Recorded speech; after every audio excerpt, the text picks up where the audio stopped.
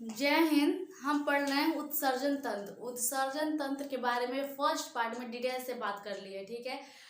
और अब किडनी के बारे में बात कर रहे हैं। तो उत्सर्जन तंत्र के बारे में जब हम बात किए थे तो आपसे ये बताए थे कि जो हमारे बॉडी के अंदर जो वेस्ट मटेरियल है उसको बाहर निकाल देना ही उत्सर्जन तंत्र कहलाता है। और जो अंग, जो पार्ट उसको, बॉडी के जो अंग या जो पार्ट उसको बाहर निकालने में मदद करता है उसी को उत्सर्जी अंग कहा जाता है। तो मुख्य रूप से 5 उत्सर्जी अंग था जिसको हम आपको बता दिए थे। त्वचा, फेफड़ा, बड़ी आंत, यकृत और लीवर, ठीक है। 5 हम आपको बता दिए थे। जो उसमें से मुख्य था वो था लीवर, सॉरी किडनी, वो किडनी था। किडनी जो मुख्य जो उत्सर्जी अंग है वो किडनी है। तो किडनी के बारे में ही हम बात कर रहे हैं यहाँ पर। तो देखिए, किडनी जो है वो 8 लाख नेफ्रॉन से मिलकर बना हुआ है।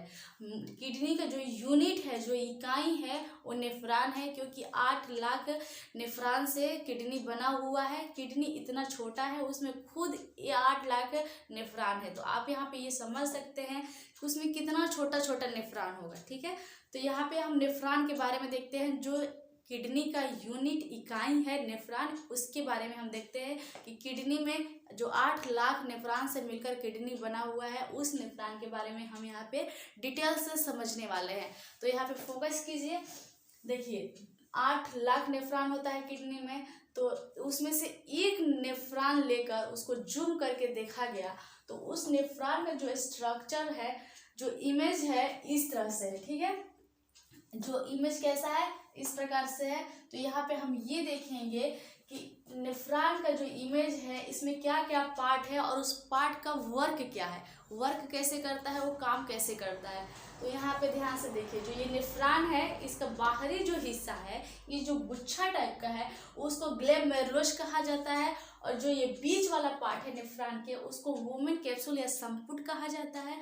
और यहाँ से लेकर और यहाँ तक नेफ्रॉन है, ठीक है। यहाँ से लेकर यहाँ तक को नेफ्रॉन कहा जाता है। अब यहाँ पे ये हम समझते हैं कि जो ये पार्ट है ये वर्क कैसे करता है, ये कैसे काम करता है, ये हम देख लेते हैं। पहले यहाँ पे ये समझ लीजिए, किडनी के अध्ययन करने वालों को नेफ्रोलॉजी कहा जाता है। हम पहले ही आपको बता दिए हैं कि किसी भी सब्जेक्ट के बारे में कोई अगर अध्ययन कर रहा है तो कहा जाता है। तो यहाँ पे किडनी के बारे में अध्ययन किया जा रहा है, तो जो किडनी के अध्ययन करने वाले हैं उसको नेफ्रोलॉजी कहा जाता है, ठीक है। अब यहाँ पे ये जो पार्ट है उसको हम वर्क देख लेते हैं कि काम कैसे करता है। तो ये जो ग्लोमेरुलस जो है ये क्या करता है, अल्ट्रा फिल्ट्रेशन का काम करता है। अल्ट्रा फिल्ट्रेशन मतलब निष्पादन का काम करता है। ये क्या करता है, जो रक्त होता है उसमें जो कण होते हैं, रक्त में जो कण होते हैं उसको ये छानने का काम करता है और शुद्ध रक्त को वापस कर देता है। यहाँ पे मतलब ये है कि जब ये रक्त के कणों को छानता है उस वक्त उसमें से प्रोटीन वगैरह जो वेस्ट मटेरियल है उसको भी छान देता है। मतलब वेस्ट मटेरियल तो छानता ही छानता है, साथ में वेस्ट मटेरियल को भी छान देता है। मतलब ये सभी को छान देता है। रक्त में से अच्छा, बुरा या वेस्ट मटेरियल, अवशिष्ट पदार्थ या अच्छे पदार्थ जो भी है सबको अपने रक्त में से छान देता है। ग्लोमेरुलस जो है ये सबको छान देता है, ठीक है।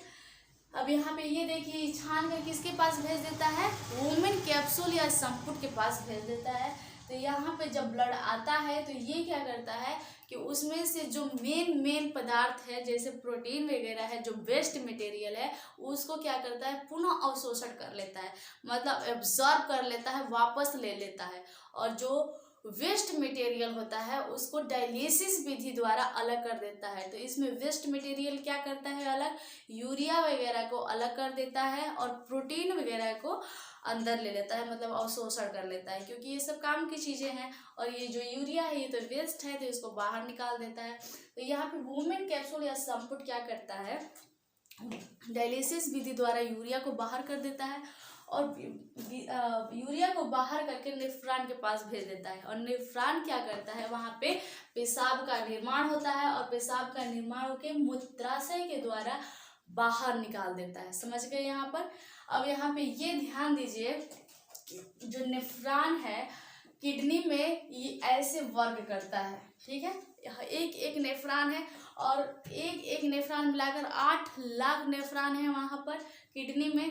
मतलब किडनी का इकाई ही नेफ्रॉन है, किडनी नेफ्रॉन से ही मिलकर बना हुआ है। जैसे घर है तो वो सीमेंट बालू से मिलकर बना है, लेकिन जो मुख्य चीज़ है उसमें का ईंट है, तो ईंट उसका यूनिट है। वैसे ही जो किडनी है, किडनी का मुख्य जो है वो नेफ्रॉन है। मुख्य यूनिट क्या है? नेफ्रॉन है। जो उसमें का मेन चीज होता है उसी को यूनिट या इकाई कहा जाता है। तो ये मुख्य जो किडनी का पार्ट है वो नेफ्रॉन है। ठीक है, तो ये नेफ्रॉन के बारे में इतना समझ गए, इतना ही है नेफ्रॉन के बारे में। तो आप इसका स्क्रीनशॉट लीजिए, फिर हम आगे बात करते हैं। चलिए हम देख लेते हैं अब यूरिन के कुछ घटक देख लेते हैं। ठीक है, यूरिन का कुछ घटक देख लेते हैं। तो जो हमारे यूरिन है वो क्या क्या चीज से मिलकर बना है? यूरिन जो है देखिए 95% उसमें जल होता है और 2% यूरिन होता है। यूरिया में जो यूरिन होता है उसमें 90% जल होता है और 2% यूरिया होता है, यूरिन होता है। तो देखिए इसमें 3% मतलब जो प्रोटीन वगैरह हम खाते हैं वो पचता नहीं है, या फिर उसको जो अवशिष्ट पदार्थ हो जाता है, वेस्ट मटेरियल हो जाता है, तो उसको बाहर निकल जाता है। ठीक है, अब यूरिन का जो पीएच है, यूरिन का पीएच है 4.8। तो हम आपको पहले ही बता दिए हैं कि 7 से ऊपर रहेगा तो बेस में आ जाएगा पीएच, और 7 से नीचे रहा उसका पीएच किसी भी चीज का तो एसिड या अम्लीय हो जाएगा, या 7 पे रहा तो क्षार हो जाएगा। तो यहाँ पे क्या है? 4.8 है, यूरिन का पीएच 4.8 है।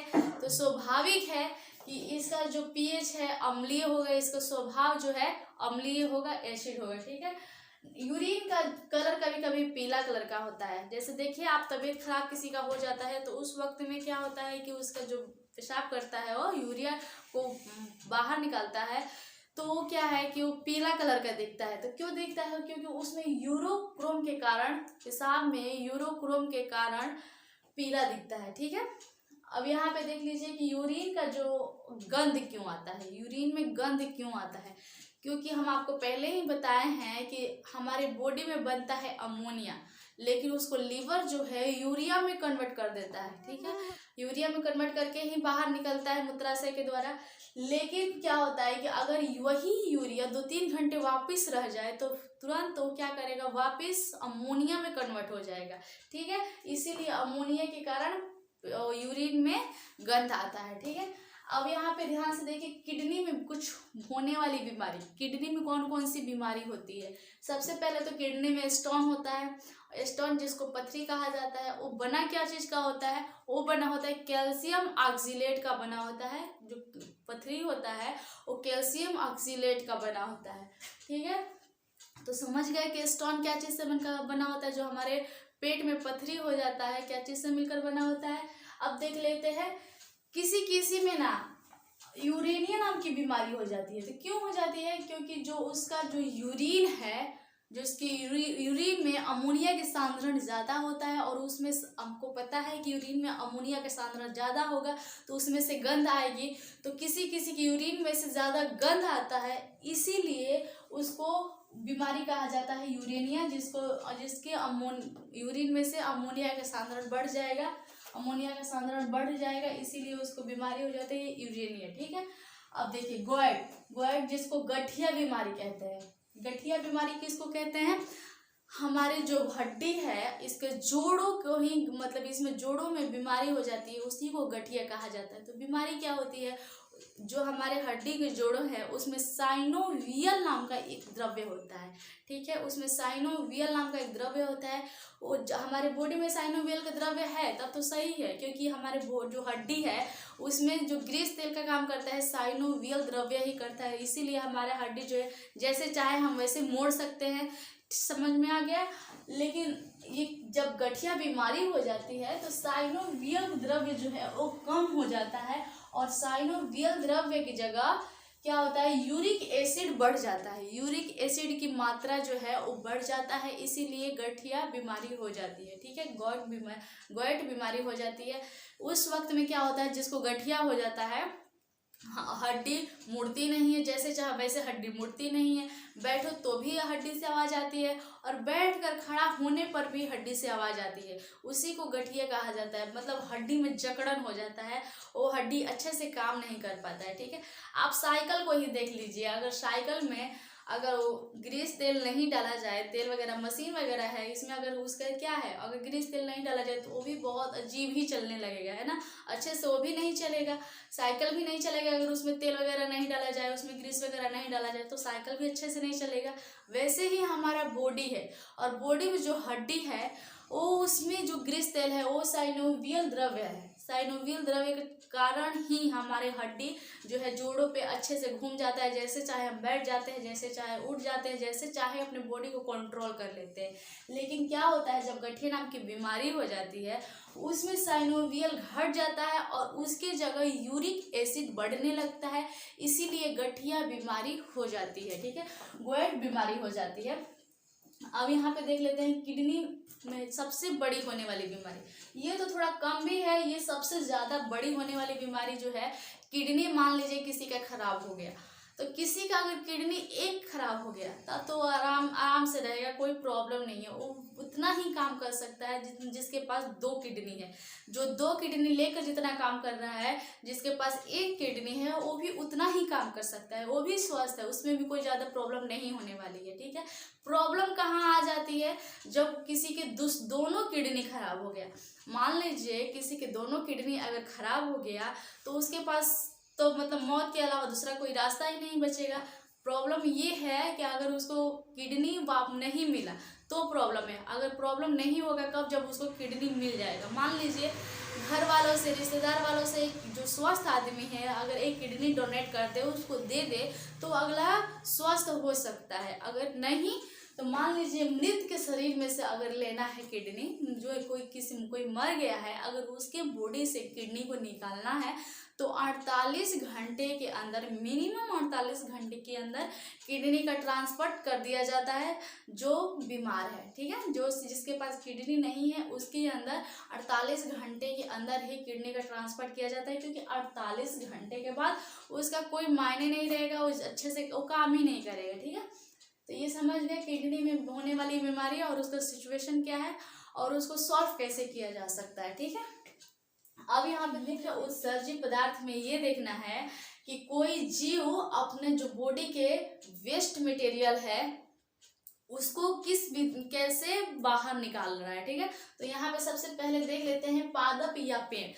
पादप हो गया हिंदी वर्ड, पेड़ हो गया उर्दू वर्ड। ठीक है, तो ये जो पादप या पेड़ होते हैं वो अपना उत्सर्जी पदार्थ को बाहर कैसे निकालते हैं, तो ये लसा या गोंद के रूप में बाहर निकालते हैं। देखिए, अगर किसी पेड़ को काट दिया जाए और काटने के बाद वहाँ पे थोड़ी देर के बाद ये देखा जाएगा कि वहाँ से लसा या गोंद टाइप का कुछ निकला रहता है। ठीक है, तो वो अपने उत्सर्जी पदार्थ को कैसे बाहर निकालते हैं, लसा या गोंद के जरिए या थ्रू। अब यहाँ पे देख लीजिए, ये यूरिया उत्सर्जन, ऐसे जीव जो यूरिया उत्सर्जन करते हैं, मतलब यूरिया को बाहर निकालते हैं, उसी को क्या कहा जाता है, उसको कहा जाता है यूरोटेली कहा जाता है। वैसे जो यूरिया को बाहर निकालते हैं उसको यूरोटेली कहा जाता है।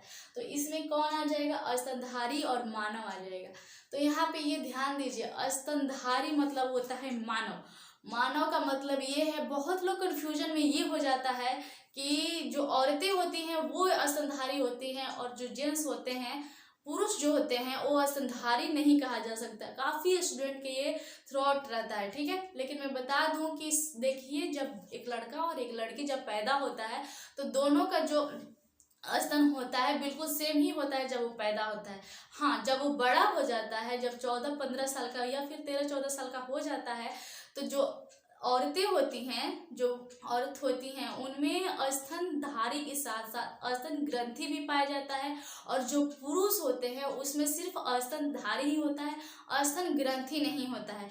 इसीलिए औरत के अंदर स्तन ग्रंथि होता है, इसीलिए औरत को स्तनधारी लोग समझ लेते हैं। स्तनधारी तो है ही औरत, लेकिन स्तन ग्रंथि होता है, इसीलिए औरत का जो स्तन होता है वो भर जाता है, और जेंट्स में स्तनधारी होता है, स्तन ग्रंथि नहीं होता है, इसीलिए उनका जो स्तन है जस का तस रहता है। ठीक है, तो इतनी बात आप कंफर्म हो गए कि स्तनधारी जो है मानव में औरत और पुरुष दोनों होते हैं, इसमें कंफ्यूज होने वाली कोई बात नहीं है। ठीक है, तो इसमें आप समझिए कि स्तनधारी में मानव में मतलब औरत और पुरुष दोनों आएंगे। ठीक है, और पशु भी आएंगे। ठीक है, पशु भी आएंगे। आप देखिए ऐसे जीव जो यूरिक एसिड को बाहर निकालते हैं। ठीक है, ऐसे जीव जो यूरिक एसिड को बाहर निकालते हैं उनको यूरिकोटैली कहा जाता है। ठीक है, यूरिकोटैली कहा जाता है यूरिक एसिड निकालने वाले को। तो इसमें आ जाएगा पक्षी और सरीसृप। सरीसृप का पक्षी का मतलब तो समझ रहे हैं, और सरीसृप का मतलब ये होता है रेंगने वाला, जो जमीन पे चलता है उसको सरीसृप कहा जाता है। मान लीजिए छिपकली, गिरगिट या सांप वगैरह हो गया, ये सब सरीसृप पे आते हैं। ठीक है, अब यहाँ देखिए एमेनोटेली, इसको वैसे जीव जो अमोनिया का उत्सर्जन करते हैं, वैसे जीव जो अमोनिया का उत्सर्जन करते हैं उनको एमेनोटेली कहा जाता है। ठीक है, तो इसमें मछली और कीट जो है वो अमोनिया उत्सर्जन करते हैं। बात इतनी आगे समझ में। अब यहाँ पे देखिए वैसे जीव जो ग्वानीन उत्सर्जन करते हैं, ग्वानीन के रूप में उत्सर्जन करते हैं, उनको ग्वानोटेली कहा जाता है। इसमें सिर्फ मकड़ी है। ठीक है, आप इसका स्क्रीनशॉट ले लीजिए, फिर हम आपको नेक्स्ट वीडियो में बात करेंगे। यहाँ पे उत्सर्जन तंत्र हो गया कंप्लीट। ठीक है, आप समझ गए कि जो यूरिन है इसका मुख्य घटक क्या है, किडनी में होने वाली बीमारी क्या है, और कौन सा जीव किस रूप में अपना जो अवशिष्ट पदार्थ है बॉडी का उसका उत्सर्जन करता है। ठीक है, तो इतनी बात आ गई समझ में, इसका स्क्रीनशॉट लीजिए।